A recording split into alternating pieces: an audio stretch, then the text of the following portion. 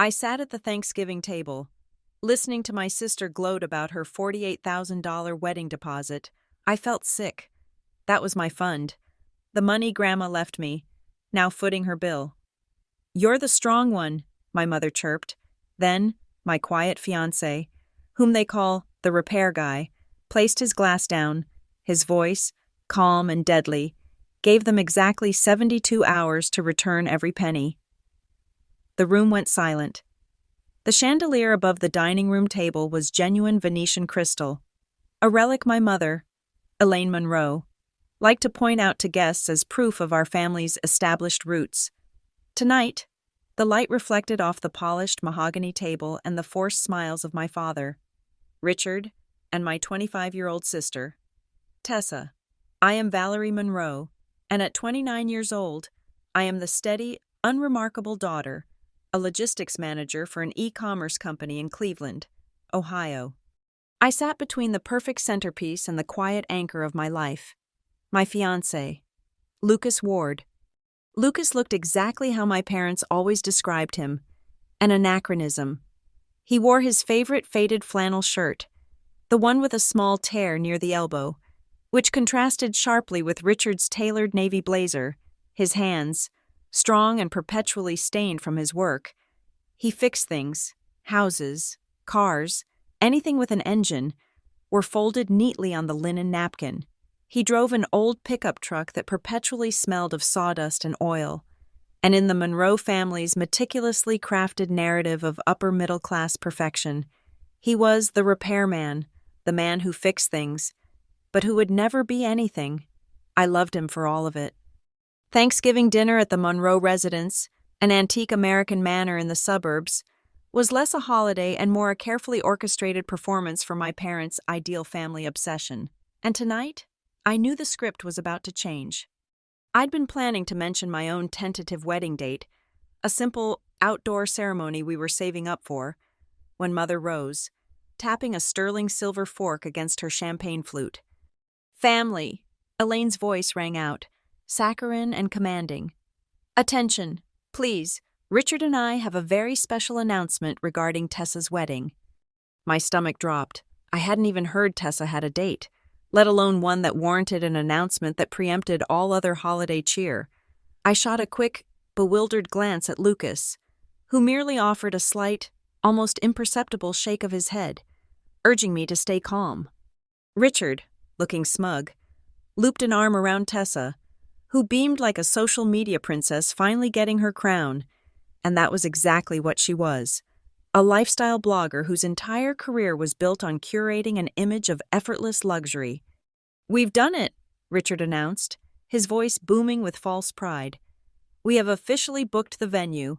Our little girl is getting married at Northwind Summit Lodge in Vermont." A gasp rippled through the small group of family friends and relatives. Northwind Summit Lodge. I knew the name immediately. It was the place, a pristine mountain resort, infamous for hosting the weddings of minor celebrities and genuine rich kids. It was the kind of venue you didn't just book. You applied, you waited, and you paid an astronomical sum for the privilege of a view. "The entire luxury peak package," Elaine added, her eyes sparkling with malicious joy. "A full buyout for the weekend. We put the deposit down yesterday. It's absolutely divine." My mind started running calculations, the logistics manager in me automatically attempting to square the circle. Tessa's blog generated a decent, yet volatile, income, but certainly not enough for this.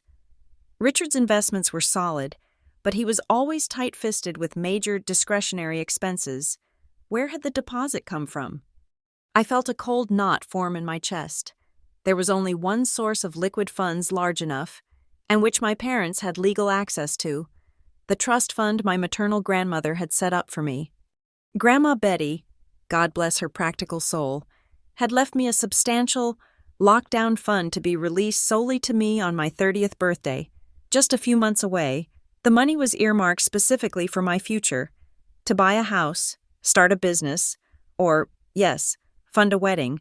The most recent balance I knew was well over $200,000, but the deposit required for a venue like Northwind, just to secure the date, would easily be $40,000 to $60,000.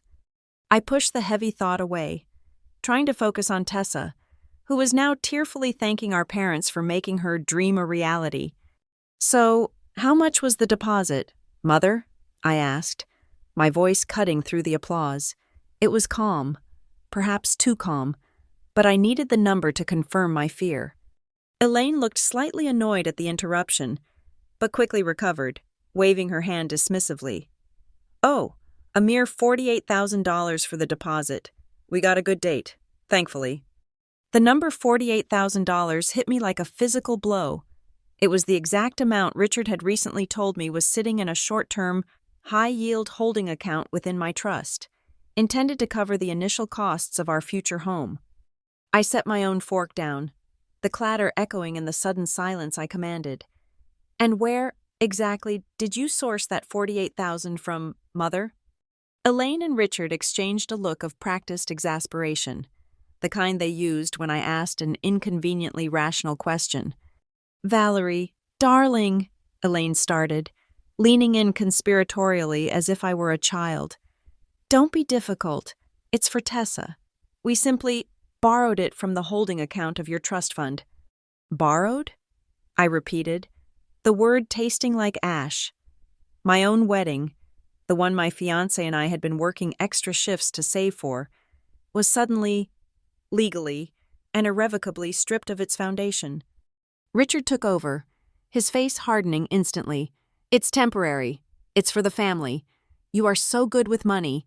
Valerie, you're a logistics manager. You're the strong, practical one. You'll make it back in a year, maybe 2. Tessa is delicate. She needs this to be perfect." My hands were shaking under the table. "Father, that money is legally held in a trust in my name, with you as the co-trustee until my 30th birthday. It's earmarked. Did you think about the legal implications of unilaterally withdrawing nearly $50,000 for another purpose? Did you get the required notarized release?" Richard actually laughed, a dry, humorless sound. "You've been watching too much television.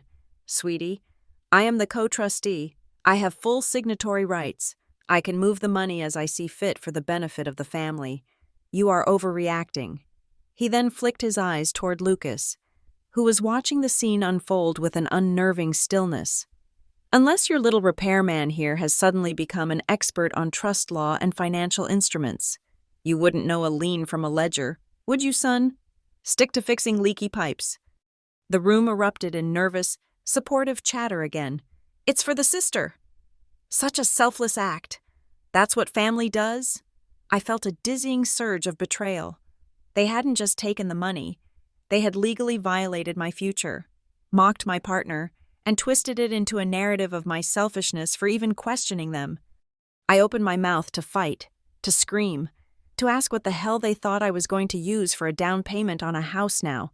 But before I could utter a sound, Lucas moved.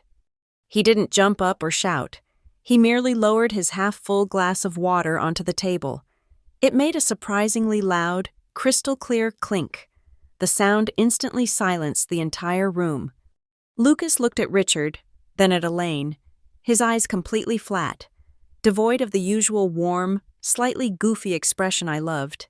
He didn't raise his voice, but the tone was the sharpest, coldest thing I had ever heard him utter. "I am not an expert on trust law," Lucas conceded, his voice steady. "But I am very familiar with the concept of theft, and more importantly, with the cost of public humiliation." He paused, letting the silence expand until it was suffocating.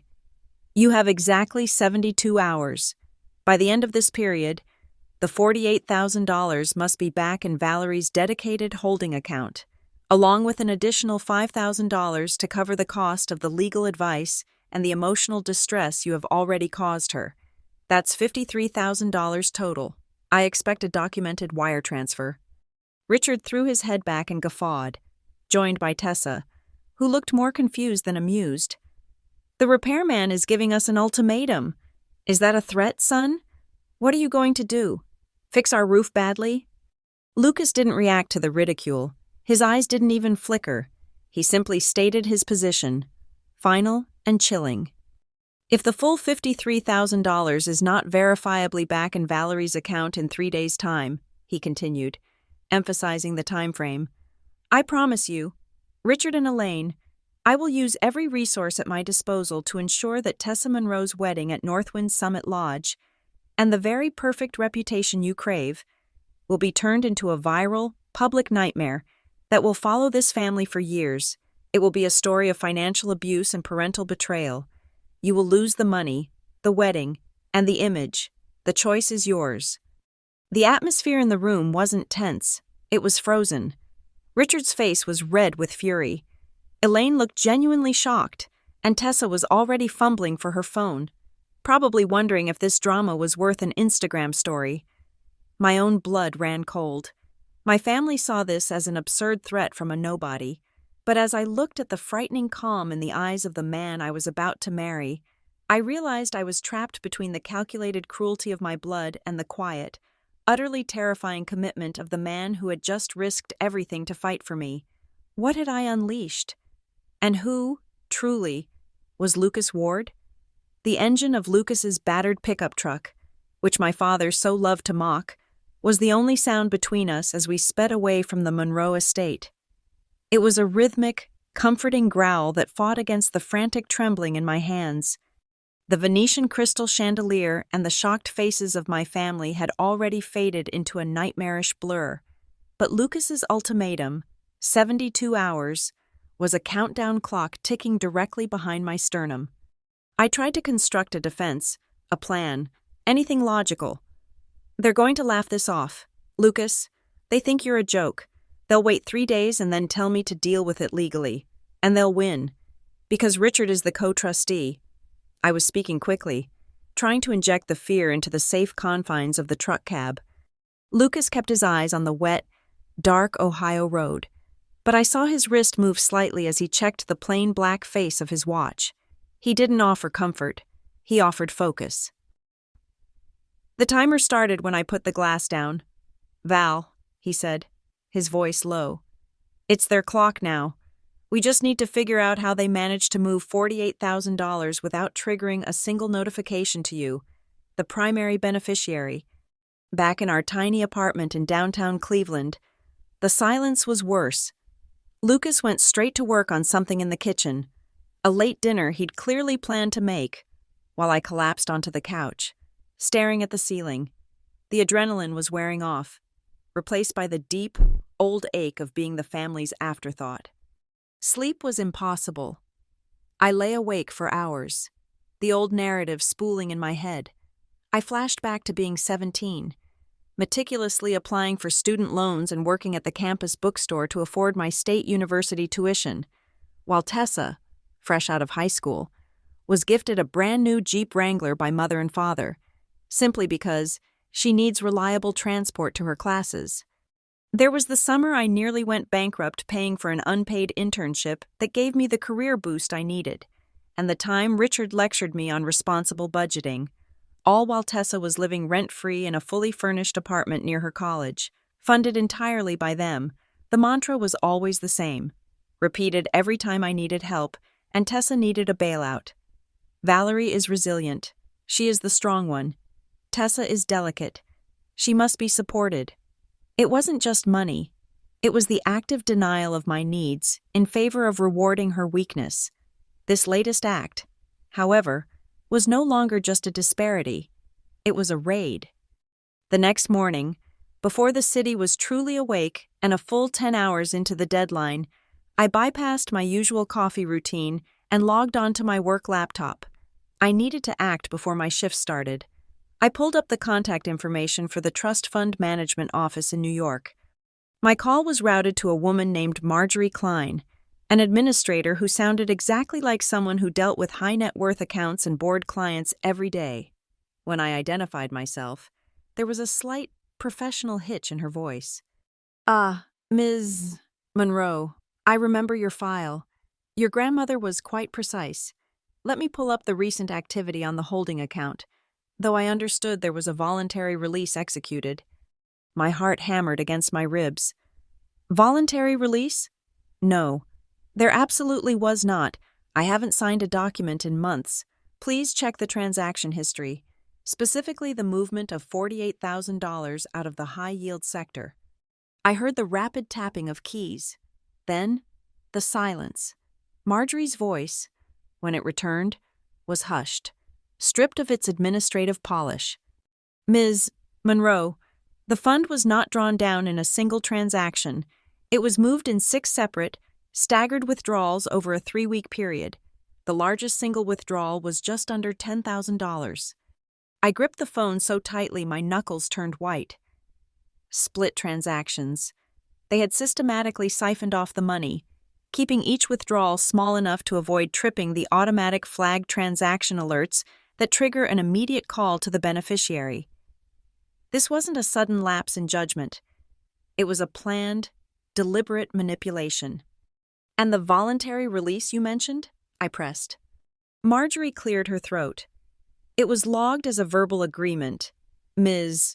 Monroe, there is an internal memo confirming that you, Valerie Monroe, consented over the phone to use a portion of your wedding fund to assist in the immediate, non-refundable deposit for your sister, Tessa Monroe's, wedding. I felt a cold rush of disbelief, followed by raw, searing fury. That is a lie. I never received such a call, and I certainly never agreed to it. Who took the call? Who logged this consent? Marjorie paused, clearly uncomfortable. Ms. Monroe, I need to escalate this. I'm going to transfer you to Mr. Harold Benton, our senior compliance supervisor. This pattern, combined with the nature of the transaction, raises several serious red flags. After a brief, tense wait listening to elevator music, a deep, authoritative male voice came on the line. Mr. Harold Benton didn't mince words. Ms. Monroe, I have reviewed the file live, the splitting of transactions, the questionable verbal consent, and the involvement of a co-trustee who is also the spouse of the individual who allegedly logged the verbal memo. This is all highly suggestive of trust fund abuse and potentially financial fraud, especially if that verbal agreement was fabricated. Fabricated. The word settled in my mind. Not just betrayal, not just being unfair. Richard and Elaine hadn't just dipped into the cookie jar. They had forged my signature and violated the terms of Grandma Betty's last wishes. My shock gave way to a cold, rational determination. Mr. Benton, I need everything. I want the full transaction ledger, the exact dates, the internal memo recording that alleged verbal agreement, and any documentation where my name or signature appears. I need it digitized and sent to me immediately. I am preparing to pursue legal action against the co-trustee. He sounded relieved that I was taking the reins. Understood. Ms.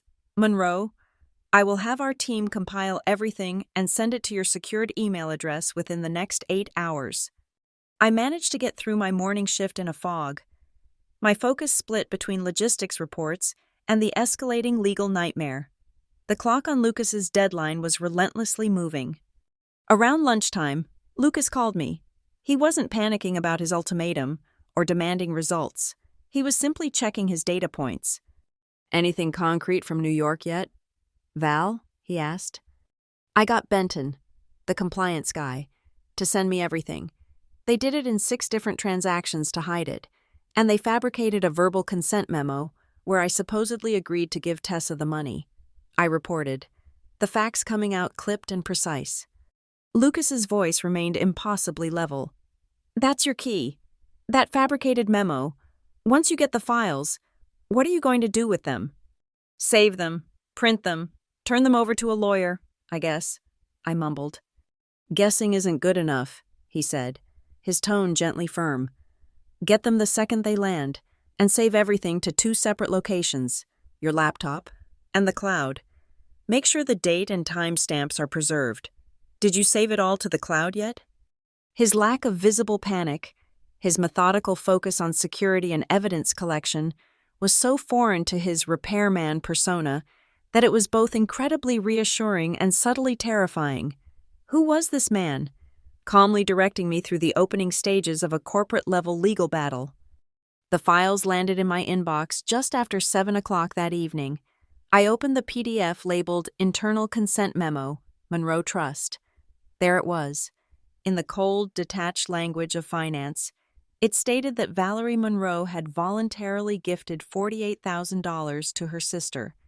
And then, the final, undeniable proof of my mother's complicity, displayed in the signature block. Recording and content summary, provided by Elaine Monroe. I marched to the printer and ran off a dozen copies of the memo, the transaction history, and the internal correspondence. I grabbed the thumbtacks I used for hanging up reminders and began pinning the documents to the wall of my small living room, arranging them chronologically, circling key dates and names: Richard, Elaine, Tessa, $48,000, the 6 split transactions. The wall looked like something out of a crime procedural, and as I stared at the arrangement, the sense of mere family unfairness vanished completely. This wasn't about who was the favorite daughter anymore. My parents had knowingly, premeditatedly, and illegally crossed the boundary from emotional manipulation to financial crime, all for the sake of Tessa's dream wedding. My hands were still shaking, but now it wasn't from fear. It was from a cold, controlled need for justice. The clock was now just past the 48-hour mark, and the Monroe family's response wasn't a bank transfer. It was a psychological counterattack. I was barely seated at my desk at the logistics firm when the first strike landed, not via text, but via email, a cold, formal message from Elaine. It was short, designed to feel like a legal document disguised as maternal advice. Subject: A thought about your future. Valerie. We are deeply disappointed by your fiancé's reckless threats. Richard and I want you to reconsider this path. Daughters who sue their own parents often find their names mysteriously removed from wills. Think about your long-term future. Dear, if you still wish to be included in the distribution of the estate, let family be family. Mother. It was the classic Monroe maneuver, weaponizing the estate, holding my future security hostage to enforce their definition of family loyalty. I saved the email immediately to my newly created evidence folder on the cloud, a digital fortress I was building against my own blood. The second strike was public, designed to weaponize the court of public opinion. Tessa, the master of online performance, posted an ambiguous but searing Instagram story. It was a black screen with elegant white text overlaying sad, ambient music. The most heartbreaking thing is having your lifelong wedding dream destroyed by your own flesh and blood. Some people prioritize bitterness and money over sisterhood. She didn't name me, of course, but the ambiguity was her genius. Instantly, thousands of her followers, the audience she'd cultivated as the social media princess, flooded her comments with questions and sympathy. Within minutes, the narrative was cemented. The cruel, envious sister was trying to ruin the delicate dreamer's perfect day. Before I could process the surge of hatred aimed vaguely in my direction, my phone rang. It was my boss, Mr. Henderson. His voice was unusually grave. Valerie, I just received a rather concerning call from a gentleman named Dylan Cross. He identified himself as your future brother-in-law. My blood ran cold. Dylan Cross, Tessa's fiancé, had never contacted me directly in his life. He was a wealthy, quiet man, usually above the family drama. He claimed to be a concerned relative. Valerie, he was highly detailed. He said you were experiencing severe psychological instability, had a tendency toward violent outbursts, and were actively threatening your family with ruin over a small financial disagreement. He implied you were having a mental breakdown. I felt the familiar, sickening pressure of gaslighting being applied externally. They weren't just taking my money, they were attempting to discredit my sanity and professional competency. I had no choice but to be vaguely transparent. In the privacy of Mr. Henderson's office, I explained, very briefly, that my parents had illegally withdrawn $48,000 from a trust fund specifically set up for me, and that my fiancé had issued a 72-hour demand letter. I stressed that the current conflict was purely financial and legal, and that Dylan's claims were an attempt to silence me by undermining my credibility. Mr. Henderson, a no-nonsense man, rubbed his temples. I believe you. Valerie, your work is impeccable. But I must log this conversation. I will keep your employment secure. But you understand, if we receive any more calls insinuating a mental health crisis or threats, I will be legally obligated to document them and potentially involve HR. Do not engage with them at work. The incident left me shaky. They had invaded my professional space. They wanted me cornered and isolated.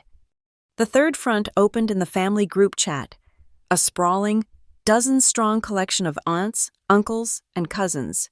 My second cousin, the family gossip, anonymously leaked the central charge. Valerie Monroe is planning to sue her own parents over a measly amount of money for her sister's wedding. The chat exploded. Messages flooded in faster than I could read them. How shameful! What kind of daughter does that? This generation is so ungrateful. Family before money. Valerie. She must be pathologically envious of Tessa. I watched the screen, unable to defend myself without revealing the fraud. I was drowned in a tidal wave of manufactured disapproval. Elaine followed up with a series of private texts, masterfully playing the victim and the aggressor simultaneously. I've been crying all night. Valerie, you're killing your sister with stress. This is what you want? To see your mother suffer? You are selfish. The familiar weight of guilt, the one they had engineered since my childhood, pressed down on me. I was the strong one, the practical one. Was I truly capable of causing this much pain just for $48,000? Maybe they were right. Maybe it wasn't worth the emotional cost. Then, a lifeline. A private message popped up from my Aunt Vivian, a distant relative who rarely spoke but always seemed to observe everything. Aunt Vivian sent me a series of screenshots from a separate, smaller group chat, one I wasn't privy to. This was the inner circle: Richard, Elaine, and a few of their closest cronies. In this group, Elaine wasn't the crying victim. She was a general planning a smear campaign. Screenshot 1. Elaine to group. She's completely unhinged, told the trust she never agreed. We just have to make sure everyone thinks she's a sick child who can't stand to see her sister happy. Screenshot 2. Elaine to group. That jealous girl is going to regret this. Calling Valerie a pathological liar and telling everyone she's unstable has been brilliant. She is a sick child who is jealous of her sister. I stared at the screenshots, the pieces clicking into place. They were not just justifying their actions. They were actively painting me as mentally ill to destroy my standing in the family and, crucially, to destroy my credibility in any future legal proceeding. The cold, sick feeling of betrayal transformed into a crystalline, laser-focused rage. They had gone too far. I saved every text, every post, every screenshot, dragging them all into the evidence folder. My emotions, the initial hurt, the panic, the guilt, were being replaced by a cold, relentless desire to collect facts. I was no longer the daughter. I was the investigator. Later that evening, Lucas showed up at my apartment. He wasn't surprised by the day's psychological warfare. He walked in with a takeout bag of our favorite Indian food and, oddly, a small, high-quality professional scanner. He didn't rush me. He poured me a glass of water, made sure I ate, and then calmly sat on the floor next to my crime board wall. He methodically began scanning every physical document, every printed email, and every screenshot I had saved. He ensured the digital files retained their original metadata and timestamps. I watched him work, fascinated and still utterly confused by his competence. "You're scanning them like you're preparing for a federal hearing," I murmured. "Who are you? Lucas? You fix engines. You wear flannel. Why are you so calm about this? And why do you own a scanner like that?" He stopped, looked up, and gave me a rare, focused stare that pierced through the noise of the last 2 days. "They think the only thing you had to lose was $48,000. Val. That's why they felt safe stealing it," he said, his voice flat. "They don't know you have something far more expensive. The truth. And I, my darling, am extremely good at using the truth to legally dismantle a person's reputation." He paused, then added, "They see me as the repairman, right? Well, I'm about to fix the structural integrity of your life. even if it means tearing down the rotten framework they built around you. The family's psychological campaign had succeeded in only one thing: hardening my resolve. The guilt was gone, replaced by a cold calculation of risk versus reward. Richard and Elaine thought they could scare me into retreat using the threat of disinheritance and public humiliation. They underestimated the logistics manager in me, the part that dealt in sunk costs and necessary losses. The first thing I did was open my personal savings account, the one I'd started the day I got my first salaried job. It was my future home fund, painstakingly built on years of aggressive budgeting and extra shifts, intended to cover the initial closing costs on a small apartment in downtown Cleveland in the next 2 or 3 years. The balance was just over $8,000. It was a drop in the ocean compared to the $48,000 my parents stole, but it was mine.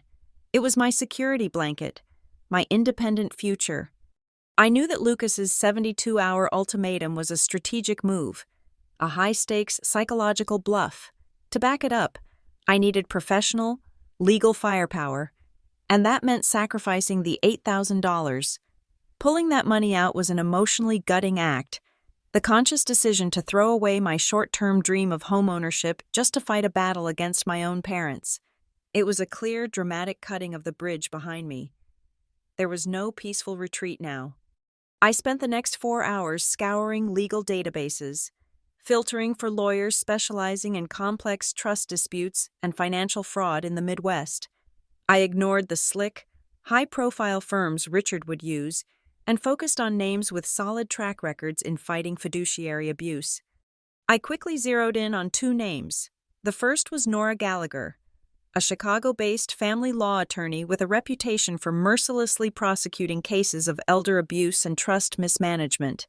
She was known for being brutally honest about a case's odds. The second was Ethan Cole, a forensic accounting specialist who rarely took on private clients but was famous for dissecting white-collar crime. I sent both an urgent, heavily summarized email with the key evidence attached: the fabricated verbal consent memo, the transaction history showing the 6 split withdrawals, and Elaine's threatening email about the will. The replies came back within the hour. Both were sharp, professional, and entirely without sympathy for my family drama. They only cared about the facts. Their initial retainers were identical: $4,000 each, required immediately to secure their commitment and commence work. $8,000, the entirety of my future home fund. I sat in front of the transfer screen, the mouse hovering over the confirm button. A wave of exhaustion washed over me. Was I really doing this? Trading my financial independence for a drawn-out, ugly fight?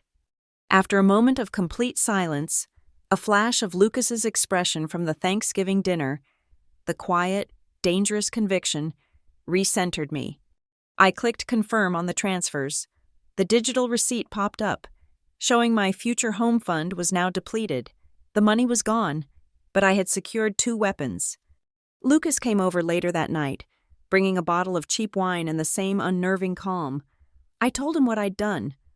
I hired Nora Gallagher and Ethan Cole. It cost $8,000, every penny of my savings. He took a slow sip of wine. Good, money can be replaced. But the moral boundary they crossed. Valerie, that can't be uncrossed. You needed to show them the cost of that line, and you needed to show yourself that you won't be manipulated anymore. His pragmatic view of money, that it was merely a renewable resource, not a sacred object, was completely foreign to the frugality I associated with his life as a tradesman. His certainty was the furthest thing from the anxious restraint of a man who worked strictly with his hands to make ends meet. The question of who he was deepened. The next morning, Nora Gallagher, my new attack dog, video called me from her Chicago office. She was exactly as advertised: sharp, no nonsense, and radiating expensive competence.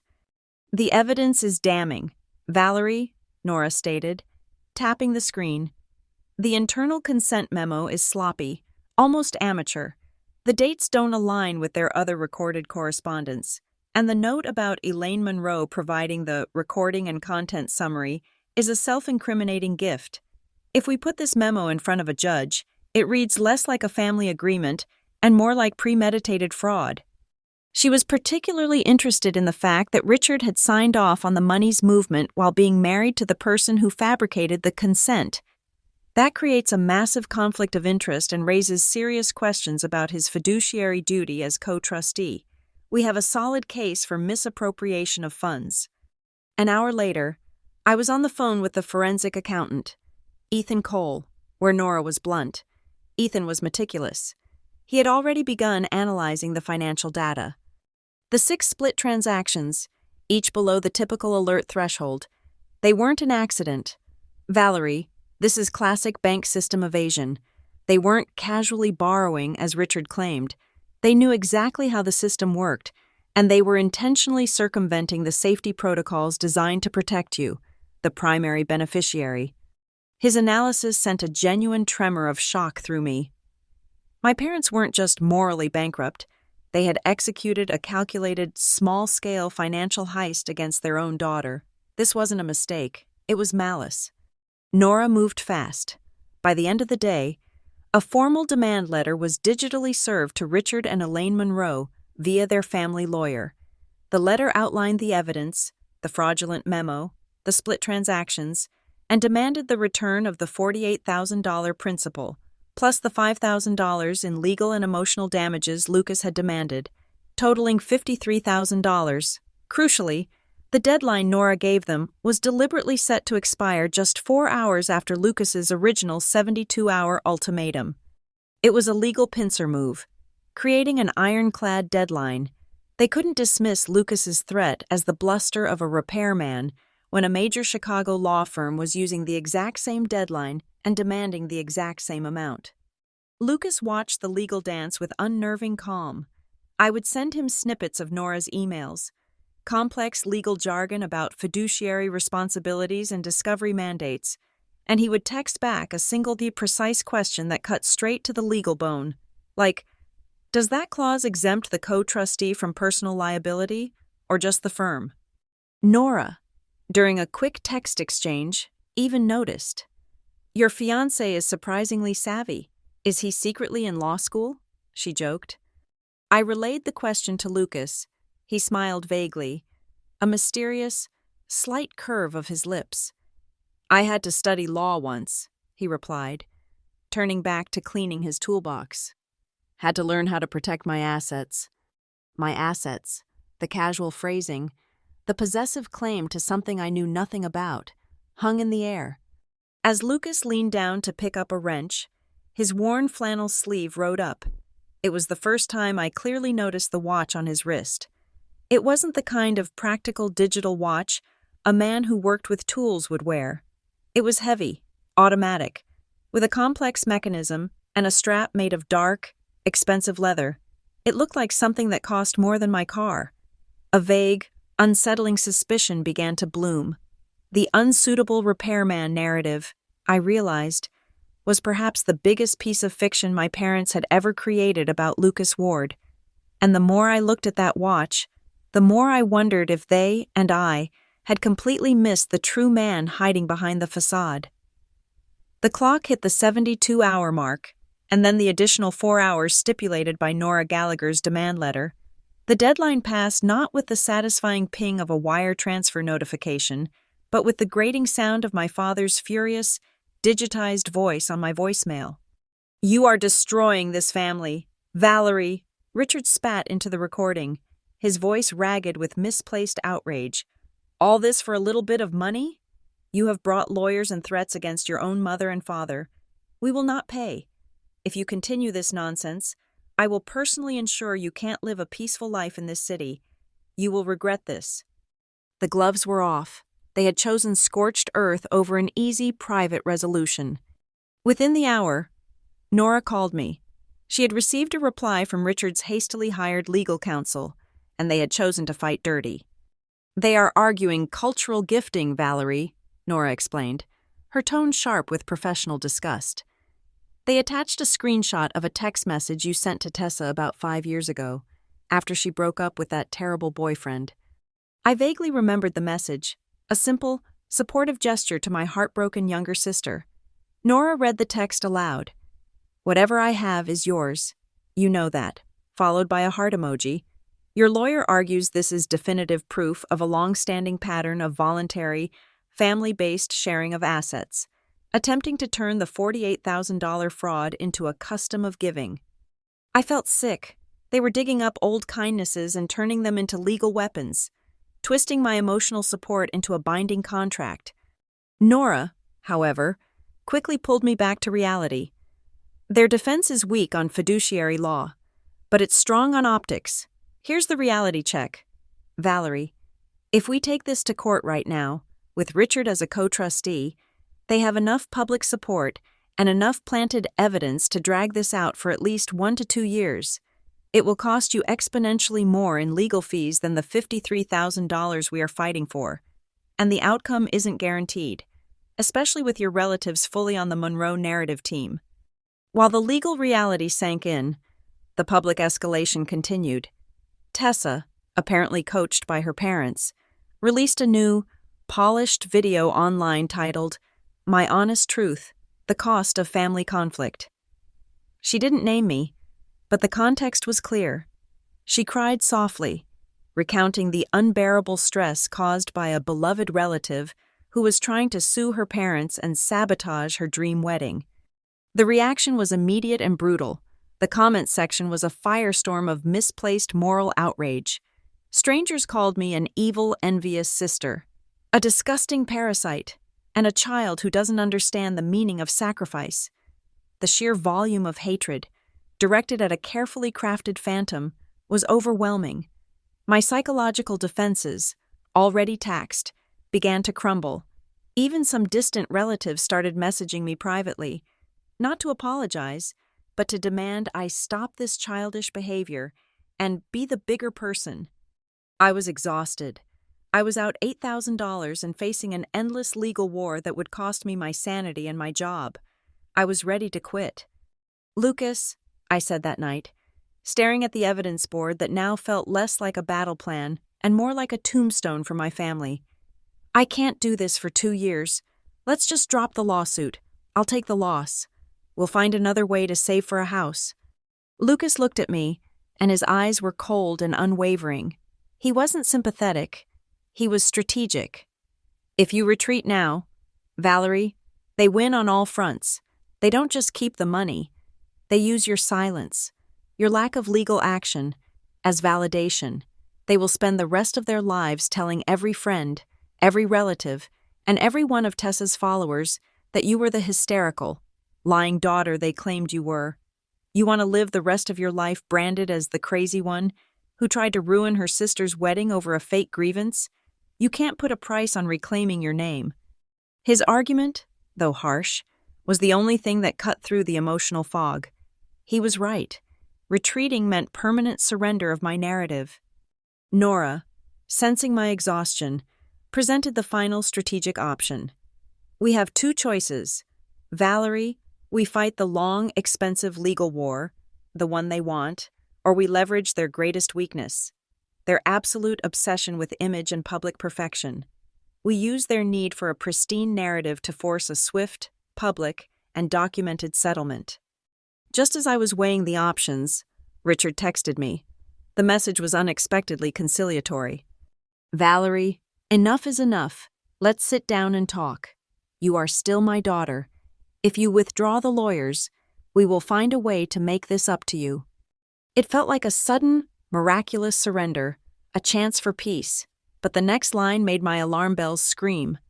"Meet us tomorrow night. We are having a small, private pre-wedding celebration for Tessa and Dylan at the Lakeshore Regency Club. Just 200 of our closest friends.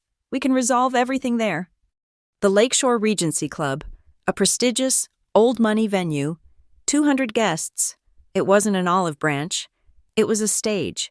They wanted me to sign my surrender in front of an audience, to publicly validate their narrative of me being the repentant, difficult daughter.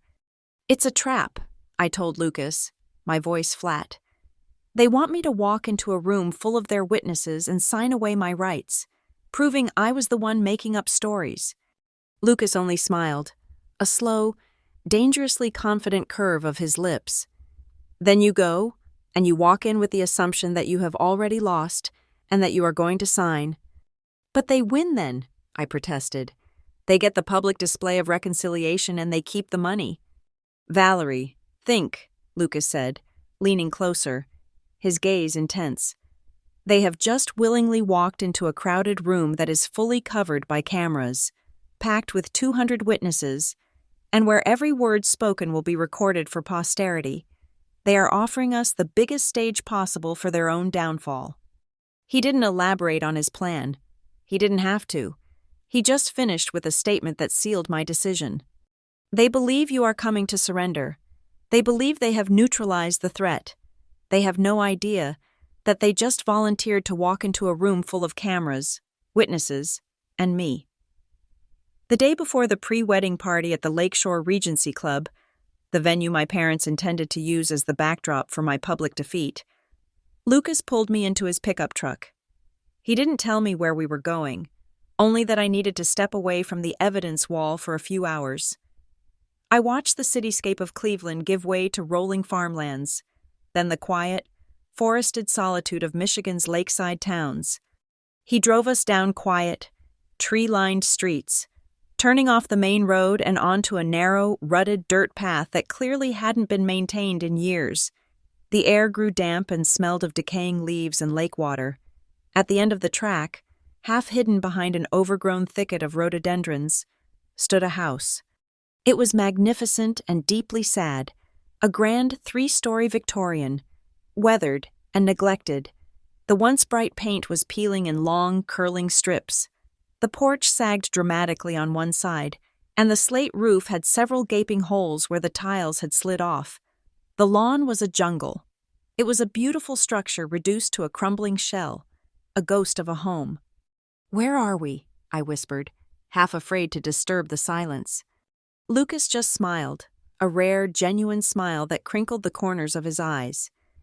He got out, walked up the steps of the collapsing porch, and then, to my profound confusion, pulled a key from his pocket and inserted it into the ornate, antique lock. The deadbolt clicked open with a loud, rusty protest. "Welcome home, Val," he said. I stared at him. "Home? Lucas, what is this place?"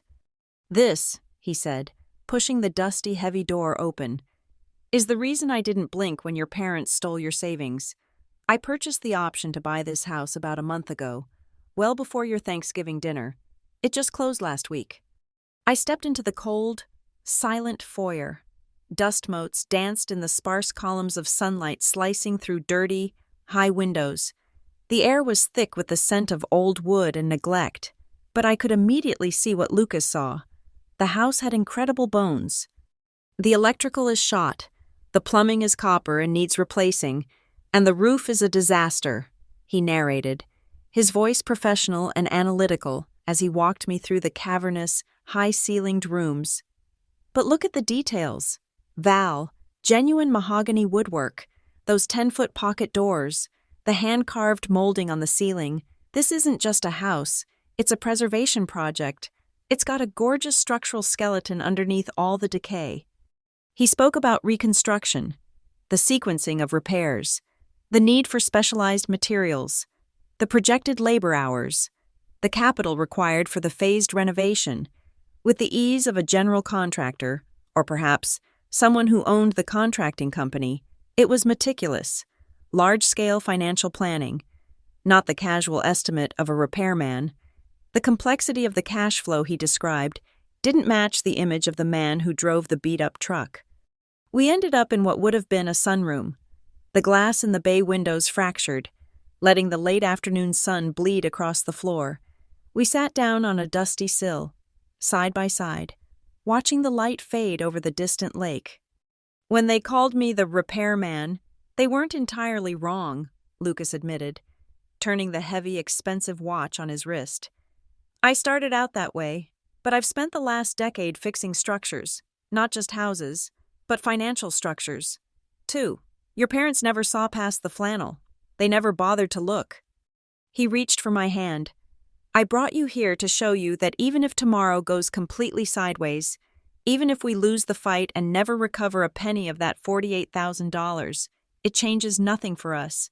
We have a future that is completely separate from their money, their approval, or their poison. I want to build our life right here, away from the people who see you only as a walking piggy bank. I finally broke down.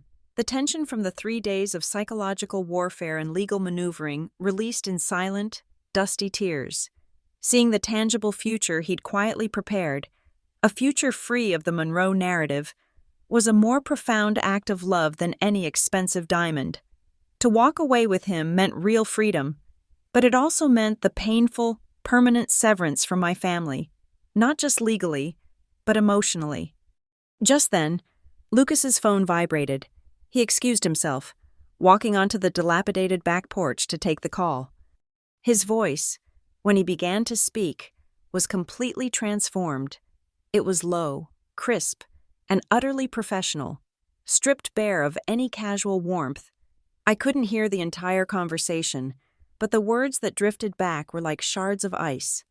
Yes, the merger term sheet needs final sign-off. I need the board approval finalized before market open on Monday. A pause. We need to secure the liquidity for the acquisition. We are moving forward with the Eastern Resorts Chain buyout. Eastern Resorts Chain. The phrase hung in the twilight air like a forbidden word.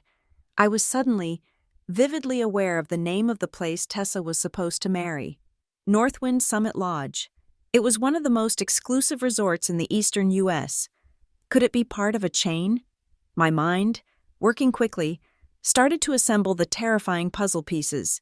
The high-end watch, the professional scanner, the legal savviness, the assets he had to protect, and now, Eastern Resorts Chain buyout. He hung up, the calm returning to his face as he walked back inside. But the veneer of the simple tradesman was irreparably cracked. "Business," he said dismissively. "I just needed to finalize some paperwork before Monday." I wanted to ask, what kind of repairman closes deals involving merger term sheets and multi-million-dollar resort chain buyouts? But the look in his eyes told me to wait.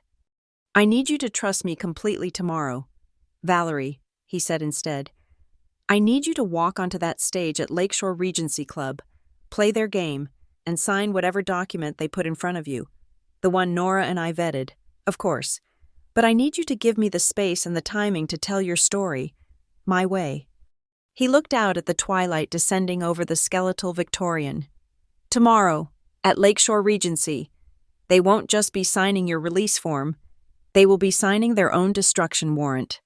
The morning of the pre-wedding party dawned bright and cold, the perfect weather for a high society charade. My cell phone rang, displaying the familiar, yet newly ominous, name, Mother. Elaine's voice was sickeningly sweet, a complete reversal from the frantic, demanding tone of the previous 3 days. "Valerie, darling, I am so relieved we are putting all this unpleasantness behind us. Your father and I are so happy you chose family over money. It's a sign of real maturity." The gaslighting was almost impressive. She was congratulating me for surrendering to the fraud they had committed. I played my part, keeping my voice neutral. "I received Richard's text. Mother, I understand you want to resolve this tonight." Elaine's tone immediately became transactional. "Good. Here are the conditions for our reconciliation. You need to arrive at the Lakeshore Regency Club looking pristine, no work clothes, dear.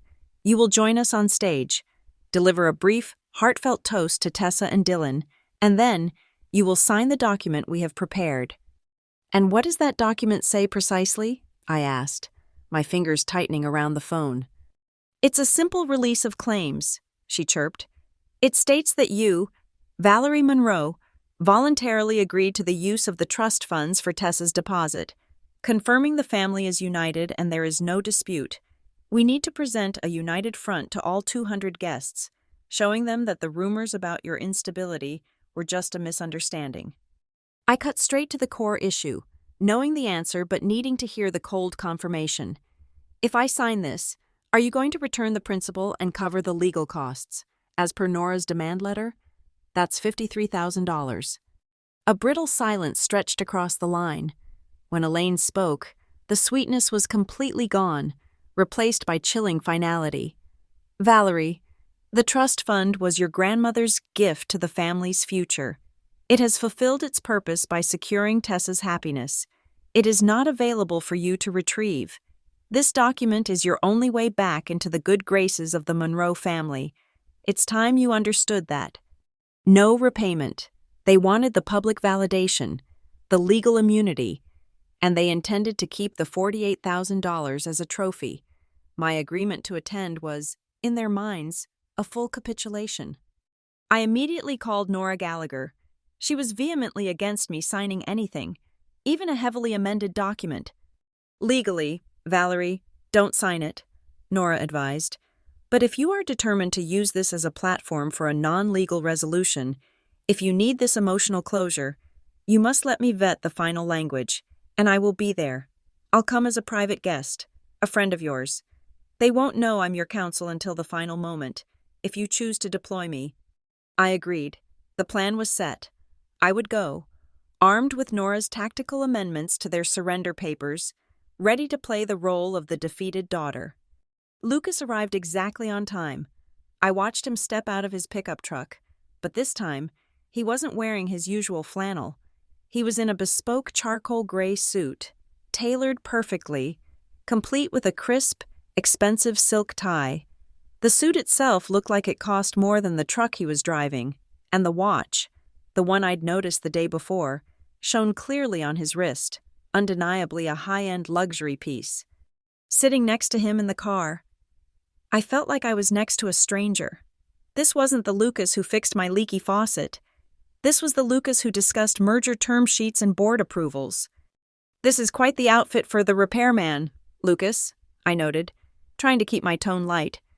He glanced down at the custom cuffs. "We are entering the Lion's Den. Valerie, you don't wear shorts to a black tie event, even if you're the one who owns the venue." Owns the venue. He didn't wait for my question. Instead, he pulled up an email on his phone. It was an internal confirmation from a massive conglomerate I'd never heard of. Aurora Horizons Group. The subject line: Acquisition finalized. Northwind Resorts chain. The body of the email explicitly listed the properties secured in the buyout, and the name that stood out like a siren call was Northwind Summit Lodge, Tessa's dream wedding venue. I gasped, a visceral shock that vibrated through me. Lucas, the man my parents openly mocked, wasn't just wealthy. He was the CEO, or at least a high-ranking executive, of the corporation that had just acquired the very place Tessa's fraudulent wedding deposit had secured. In the last 72 hours, your parents thought I was just an angry, uneducated boyfriend with no LinkedIn profile. They thought I was a joke they could legally ignore, Lucas said, his voice flat with power. They didn't realize that in that same 72 hours, I signed the papers to become the man who now holds the contract and the ultimate power over their little princess's dream. The secret was so massive, so calculated, that I felt dizzy. I was protected. Yes, but also utterly blindsided by the depth of his deception. "Why didn't you tell me?" I whispered, part relief, part resentment. He turned to me, his focus absolute. "Because I needed the unvarnished truth. Val, I needed to see how they would treat you when they thought I was powerless. I needed them to escalate the abuse and put it on record. The calls to your boss, the public shaming, the legal counter-argument. That evidence is far more powerful when they believe they have successfully fought off the small threat and are ready for their victory lap." "So, what's the point of this public signing then?" I asked, suddenly understanding the full gravity of the stage. "I need them to put themselves on stage," he reiterated. "I need Richard and Elaine to stand in front of 200 witnesses, basking in their fake generosity using stolen money. I need them to force you, the victim, to sign a document that absolves them of the theft. That moment of absolute moral corruption is the precise moment when the hammer falls." I still had a lingering, desperate question. But what if they panicked? What if they decided to quietly wire the $53,000 back to avoid the show tonight? Lucas smiled, a genuinely cynical curve of his lips. "Valerie, people like Richard and Elaine don't panic over money. They panic over shame. The status-obsessed always choose the biggest audience for their performance. They needed to prove to everyone that they were right and you were crazy. They will never choose silence over spectacle. You just watch. The car rolled to a stop outside the magnificent Lakeshore Regency Club. A red velvet rope marked the entrance, and the flashing lights of Tessa's friends' cameras, ready to capture every moment for social media, created a blinding paparazzi effect. I clutched the discreet file Nora had given me, the one with her amendments written in legal shorthand. I was walking into a room where everyone believed I was coming to beg for forgiveness and publicly surrender. I was ready to play the role. My family thought they had built a trap for me. They didn't know they had just handed the keys to their own fate to Lucas Ward. The Lakeshore Regency Club was exactly the kind of ostentatious stage Richard and Elaine required. We stepped inside the grand ballroom, a space of towering ceilings, cascading crystal chandeliers, and walls lined with intricate gold molding. A live jazz ensemble played softly from a raised platform, its smooth sound swallowed by the cavernous room. Elegant buffet tables groaned under the weight of expensive, unnecessary food. At the far end of the ballroom, a giant floral backdrop framed a glossy photo of Tessa and Dylan, proclaiming the party's slogan, "Love deserves luxury." It felt less like a celebration and more like a carefully controlled reality television set. Tessa was the star. She wore a shimmering white cocktail dress, radiating the fragile perfection of the Monroe narrative. She didn't move without her professional videographer, a young man armed with a high-end camera and a gimbal, who meticulously captured every laugh, every tender glance, every hug, all destined for her latest Countdown to the Big Day vlog series. As Lucas and I entered, impeccably dressed, he in his gray suit, me in my best black dress, the crowd noise dipped perceptibly, the air immediately filled with sharp whispers. Our relatives and friends, who had been fed the story of my instability and jealousy for 3 days, stared openly. Some offered tight, knowing smiles, confident they were about to witness the required public penance. Others just watched with undisguised curiosity, eager for the main event, the public apology and signing. Richard, looking every bit the wronged patriarch in his navy bespoke suit, broke away from a cluster of business associates. He strode over, his smile strained, and without preamble, shoved a thick sheaf of printed papers into my hand. "Here, Valerie, the legal release," he murmured, his eyes darting to make sure a photographer captured the moment of the document exchange. "Read it quickly. We need to do this soon. We've kept your place of honor on the stage." The document was dense, a multi-page waiver of all future claims. I knew from Nora's earlier advice that the language was aggressively designed to shift all responsibility for the fund's depletion onto me. Characterizing my initial dissent as a temporary, regrettable family misunderstanding, I didn't need to read it. I already knew its true purpose was to serve as a legal shield for their fraud. From across the room, I spotted Nora Gallagher. She was perched at a discreet table near the bar, looking the part of a well-heeled, older guest. She raised her glass minimally, a silent signal that she was watching, recording, and ready to testify to everything she witnessed. Then came the centerpiece of the evening. Tessa, seizing the spotlight, tapped a gold-plated microphone. The jazz music faded to silence. "If I could have everyone's attention for just a moment," Tessa began, her voice quivering perfectly, an acoustic masterpiece of false vulnerability. She launched into a tearful monologue about the meaning of family, love, and sacrifice. She spoke eloquently of her parents' boundless generosity, hinting at the difficulties she had overcome. "My beautiful wedding, my dream day at Northwind Summit Lodge," she continued, her voice catching just so. "It was only made possible through the immense sacrifice and belief of my parents, who were so generous. They even asked my older sister to help me realize this dream." She didn't mention the fraud, of course, but the implication was clear. My parents' sacrifice was so great, they had to ask even the strong Valerie to contribute. The crowd erupted in applause. Friends rushed to film the moment, and dozens of phones began streaming the narrative live. Tessa looked directly at me, the spotlight following her gaze. And tonight, my sister Valerie, who was briefly upset, but who has always understood that family is stronger than any disagreement, is here to show us all that love truly conquers all. She beckoned me forward. Valerie, please come up and join us. Let's sign this peace agreement and show everyone that the Monroe family is completely united. My legs felt heavy as I mounted the small, elevated stage. The heat from the focused spotlights was intense. I stood between Richard and Tessa, a prop in their final victory photo. Richard handed me an absurdly ornate, gold-plated pen. Elaine stood beside me, placing a hand on my shoulder, a performance of maternal support intended entirely for the cameras capturing the moment. The silence in the ballroom was absolute. All 200 witnesses, live streamers, and Nora Gallagher in the corner were waiting for the stroke of the pen. I looked down at the document, the pen feeling foreign and heavy in my hand. This was it, the moment I became the official accomplice to my own financial ruin. Just as my hand trembled, ready to sign my name, a voice cut across the silence. It wasn't loud, but it was perfectly timed, professional, and undeniably commanding. Lucas had left his spot below. Now, he was walking smoothly, confidently, toward the edge of the stage. He gave the bewildered DJ-MC a quick, polite nod and reached for the second microphone. The MC, perhaps sensing that this immaculately dressed man was an important person, seated the mic instantly.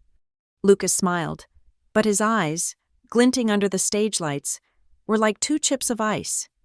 He raised the microphone slightly, his deep voice carrying clearly across the silent ballroom. Before Valerie signs anything, I have just one small, urgent question, Lucas announced, pausing for effect. He looked directly at Richard and Elaine Monroe, who were beginning to exchange looks of confused alarm. I have a question for Richard and Elaine Monroe, Lucas repeated, his voice gaining volume. And for the management of the Northwind Summit Lodge. The air in the ballroom was thick with anticipation. All 200 eyes were locked on Lucas Ward, waiting for the repairman to make his desperate plea. Richard and Elaine exchanged smirks, ready to shut down the pathetic display. Lucas adjusted the microphone, his expression unreadable. His first words weren't a plea, they were a corporate detonation. My name is Lucas Ward.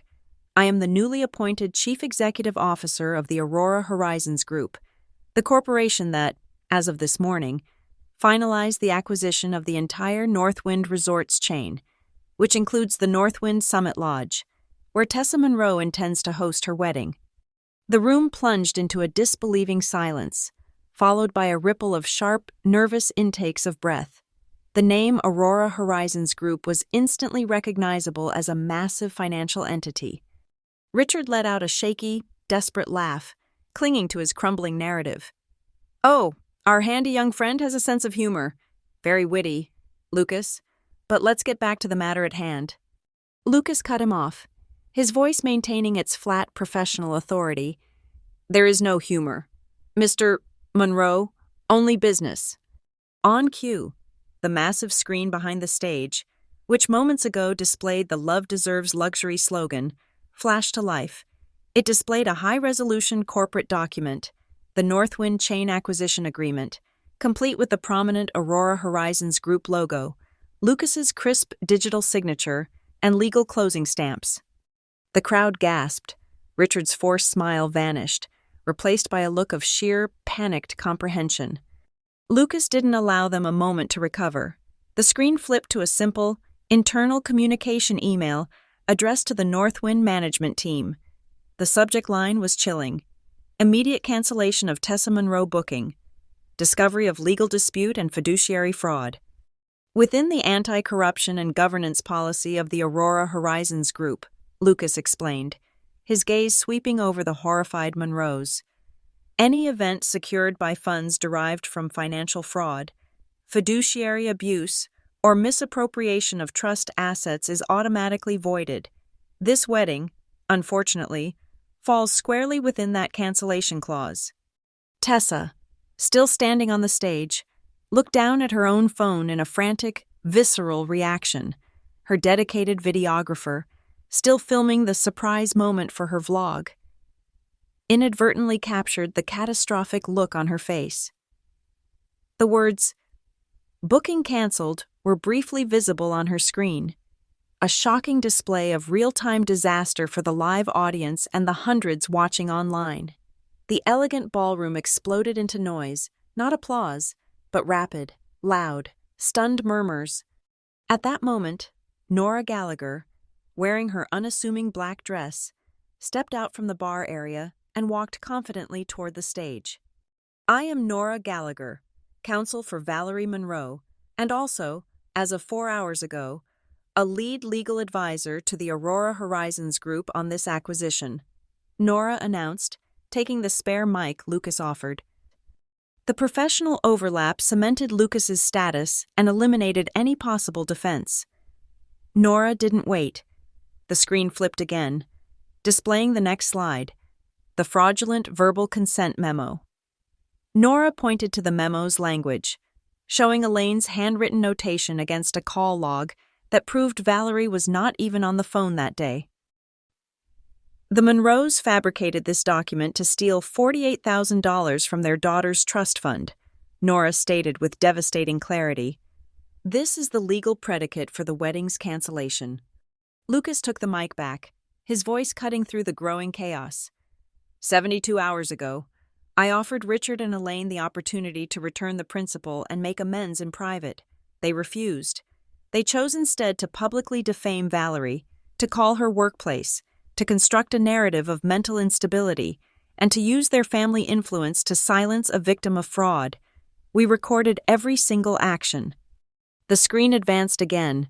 This was the most painful, yet satisfying, part. It displayed a scrolling gallery of betrayal, the threatening email from Elaine about the will, the screenshots of the family group chat calling Valerie pathologically jealous, Tessa's tearful, manipulative video thumbnail, and the most damning images, the angry, judgmental comments from relatives and friends, complete with their full names and profile pictures, displayed for all 200 guests to see. Richard, his face a horrifying mask of crimson fury, lunged toward Lucas, attempting to snatch the microphone and stop the broadcast of their humiliation. Immediately, 2 large, impeccably dressed men who had been standing discreetly near the entrance moved with practiced speed. They were security personnel, hired personally by Aurora Horizons for this event. They stepped between Richard and the stage, holding him back with firm, non-violent force. "Mr. Monroe, please remain calm," one of the security men stated, his voice ringing over the sound system. "This event is being recorded for legal purposes." Elaine began to weep hysterically, a performance that failed entirely under the glare of Lucas's truth. Tessa was now openly sobbing, clutching her canceled phone. The social media princess was having her collapse live-streamed, not as drama, but as cold, documented fact. Lucas leaned into the microphone for the final, brutal statement. He didn't ask, he dictated. "Richard and Elaine Monroe, you have exactly 60 seconds to execute an immediate wire transfer of $60,000, covering the principal, interest, and preliminary legal costs, directly into the personal, sole ownership account of Valerie Monroe, right now, in front of these witnesses." His eyes, cold and relentless, locked onto Richard's stunned, defeated face. Lucas finished. "On Monday morning, the Aurora Horizons Group legal team, in conjunction with Ms. Gallagher, will be filing the documentation detailing your fraud and fiduciary abuse with the district attorney's office. The choice is public shame and financial compensation or criminal prosecution." The ballroom was silent. The only sound was the faint ping of a notification coming from Lucas's phone, ready to confirm the transfer. The stage was set, the trap sprung, and the Monroes were finally signing the only document that mattered, their own judgment. The silence that descended upon the ballroom was heavier than the crystal chandeliers overhead. It was the silence of absolute, public defeat. Tessa, the star of the show, had crumpled. She slid off the stage, sinking onto a velvet chair, her mascara running in black streaks down her face. Her fiancé, Dylan, stood motionless for a beat, then quietly backed away, frantically tapping something on his phone. A few seconds later, he was gone, having slipped out a side door, abandoning his dream bride amidst the wreckage. The luxury was gone, leaving only the reality of the chaos. Elaine was shaking violently, clutching Richard's arm with manic desperation. I heard her frantic whisper, amplified slightly by the lingering sound system. "Richard, you have to do it. He's the CEO. If we don't pay, they will prosecute us. We'll lose everything. The name, the house." She mentioned the house, their primary symbol of status, before she mentioned any of their children. Under the unblinking stare of over 200 people, Richard Monroe, the proud patriarch, looked utterly broken. His face was gray. He knew the fight was over. Lucas hadn't just demanded the money back. He had destroyed the asset the money bought and secured the evidence of the crime in the most public forum possible. With trembling hands, Richard pulled out his phone and opened his banking app. Every guest, every relative, watched as he drained the majority of his liquid savings. It wasn't enough. He had to quickly open his home equity line of credit to scrape together the rest of the $60,000 required to cover the principal, interest, and the preliminary legal costs. Lucas, along with Nora, stood calmly on the stage, monitoring the transaction. Lucas was on a silent video call with an online bank representative, confirming the security details. The moment the transfer was completed, Nora stepped forward. She instructed a nervous club employee to print out the bank transfer confirmation from the office network and bring it up to the stage. She placed the printout next to the microphone, signing and dating it. "This document," Nora declared, holding it aloft, "serves as public, time-stamped confirmation that Richard and Elaine Monroe have fully reimbursed Valerie Monroe the principal, interest, and legal costs stemming from the misappropriation of her trust fund." The wall of manipulation that Richard and Elaine had spent decades building finally cracked. A few of the relatives who had been most vocal in their criticism of me turned their backs, refusing to make eye contact. But one older aunt, who had stayed silent during the group chat attacks, approached me as I stood next to Lucas. "Valerie, I am so sorry," she whispered, her voice thick with genuine regret. "I wish I had known the truth sooner." It was a small moment, but it confirmed that the truth, delivered correctly, could shatter the family narrative. Lucas gently turned, offering me the microphone. "Val, do you want to say anything?" The room hushed again, expecting a fiery victory speech, a bitter declaration. I looked at the crowd, then at my parents, who were now huddled together, defeated. The anger was gone, replaced by a quiet, absolute control. "I have nothing to say to my parents," I stated clearly into the microphone. "But I have a message for everyone in this room and everyone watching online. As of today, any individual who attempts to use my name, my story, or my character to construct further narratives will be dealing directly with my lawyer, Ms. Gallagher, not with me." I picked up the waiver of all future claims that Richard had forced on me. I didn't sign it.